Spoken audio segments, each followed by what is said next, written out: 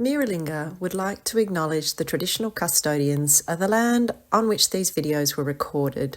That's the land of the Whadjuk people. We pay our respects to elders, past and present, and to First Nations people everywhere in the spirit of reconciliation. Risky play is a concept that has really been popularised in the past 20 years or so. As we become more and more risk averse as a society, there is a need to make clear that some risk is of benefit. What the research is telling us, and just as importantly what children are telling us, is that having the chance to explore, to push themselves and to learn by making mistakes is an important part of building resilience and ultimately thriving. I like climbing the trees. You like climbing trees? How high can you get in a tree? I go up. Oh, that way. And then I can fly back down on the bouncy castle. Risky play is so important in the development of resilience. It encourages children to tackle challenges that push their physical and emotional limits. By successfully navigating these obstacles, they build resilience and adaptability, learning to bounce back from failures and setbacks. Experiencing and overcoming difficulties during risky play teaches children valuable coping mechanisms. They learn to handle frustration, manage their responses to fear, and persist through challenges, which are essential skills for handling life's various adversities. Risky play is child-led, which allows children to experience manageable levels of stress in a way that is empowering for them and in a controlled environment. This exposure helps them practice stress management techniques and reduces their overall anxiety by teaching them that they can handle challenging situations. As they master new skills and face fears during risky play, they experience a sense of accomplishment and empowerment. This boosts their confidence and helps reduce feelings of anxiety and helplessness. This self-directed process also provides opportunities for children to experience a range of emotions, from excitement and joy to fear and frustration. We notice after risky play with our children that they're actually a lot calmer, even though the risky play is quite boisterous and full on. They sort of are a lot calmer in the situation after. They're happy to relax, but also the enjoyment they get out of it, the giggling, the laughing, they seem to get a lot out of the risky play. Learning to process and regulate these emotions in real time helps them develop better emotional control. And it's important to know that emotional regulation, just like play, will often look messy.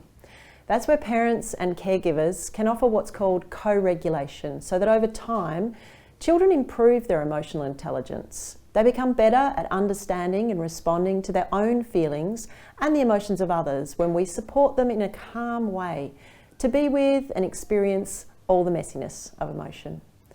I have some young people in my life, and one of their favourite games is Cushion Shield. There's a soft fall space in their home and I lie on my back with a cushion on my knees. They leap onto the cushion and then leap onto the floor from there. Their smiles are always huge. It's so easy to see how much this way of connecting means to them and how much it builds their confidence. The 3-year-old shouted, "I did it!" the first time he braved the jump. High up in the trees, that's your favourite. And then no one can't get me. I can't get you. And then you'll be stuck. Oh my goodness. And then I can build a tree house and you can get me distractions. Oh, can I? In an early learning setting, just like at home, we are always balancing the need for children to experience risk with the need to keep them safe. They might explore elements such as climbing and heights through activities like climbing trees, scaling playground structures, or using climbing walls. These all require physical strength, balance, and coordination, and encourage children to test their limits and build confidence in their abilities. When they climb, children get a new perspective on the environment and learn about spatial awareness. We love watching the children learn to judge distances and understand their physical capabilities. Risky play often involves exploring natural or less structured environments, such as forests, parks, or playgrounds with diverse terrain, and we aim to diversify the natural environments at our centres. These environments offer various challenges, such as uneven ground or hidden obstacles. Navigating these spaces means children get to use their creativity and problem-solving skills. For example, just the other day, 2 of our children worked together to create their own obstacle course. The children worked as a team to negotiate and design their own challenging obstacle, which they completed together. Every day we give the children changes to do activities like jumping from heights, balancing on narrow beams, or engaging in rough and tumble play. We are supporting parents to be curious about these kinds of play that push children to test their physical and emotional limits. These activities promote physical strength and coordination, as well as risk assessment and management skills. When we first introduced the ball rolling, which they adore, there was lots of discussion from the children and directions from them to about where was safe and how to improve the safety of the space. Physical challenge like this require children to think creatively and about how to approach and overcome obstacles, fostering thinking and adaptability. Risky play in our house sort of is a lot. I'm a phys ed teacher, so we have balls going down the hallway, we have trampoline, we have climbing towers, we have a lot of risky play in our house. We do like jumping off a box onto like mats. We try and incorporate as much risky play as we can. Ethan, Yeah. do grown-ups help you when you're playing? Yeah, look, the chicken's got a red hat. He does have a red hat. Does Daddy help you when you're playing? No, No. I can do it by my own. Oh, you don't need grown-ups. No. Oh, okay. Adults can really support children's development so much by encouraging, guiding and educating children about risky play. Encouraging children to take on new and adventurous activities by providing positive reinforcement and celebrating their successes and efforts boosts their confidence and motivation to engage in risky play. By showing enthusiasm and support for children's adventurous endeavours, children feel secure and valued, making them more likely to take on challenges. At our centres, we do a lot of planning talks where we help children learn to assess risks by discussing potential dangers and how we manage them. We teach them to evaluate situations and make informed decisions about their play. We also try to model safe practices during adventurous play, although none of us were keen to model the ball rolling. Lots of parents already understand the power and importance of risky play, and we've been offering education for parents and caregivers about the benefits of risky play and how it contributes to the child's development, addressing common misconceptions and providing strategies for balancing risky play with safety. Our aim is to raise awareness about the importance of risky play in early childhood development and advocate for environments that support adventurous activities, knowing what an amazing support this is for so many aspects of a child thriving.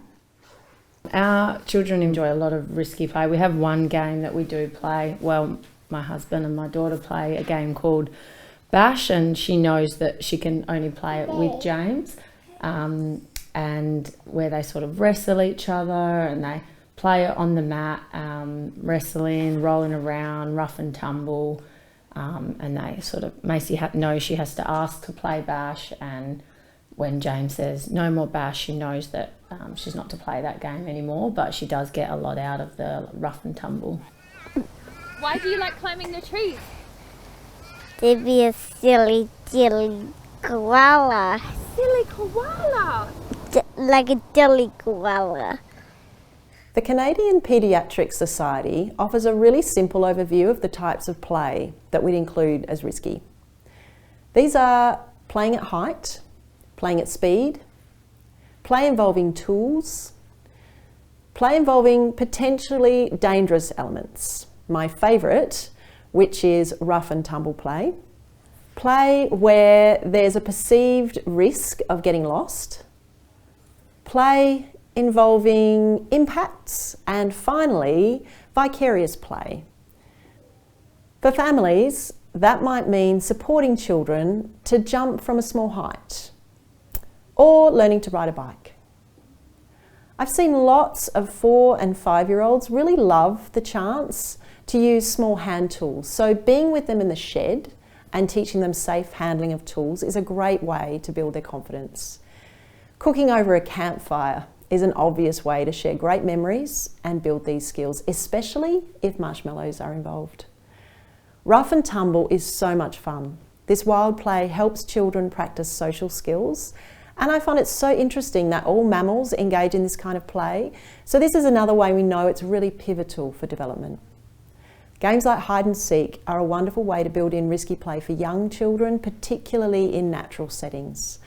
For so many children, playful collisions are an absolute joy, and we know this play also helps their vestibular and sensory motor skills develop. Finally, having the thrill of watching other, often older children engage in adventurous play helps them learn about boundaries and strategies and provides inspiration as they build in confidence and experience. It's so important for us as the adults to help build our little ones' confidence by managing the environment so it is safe.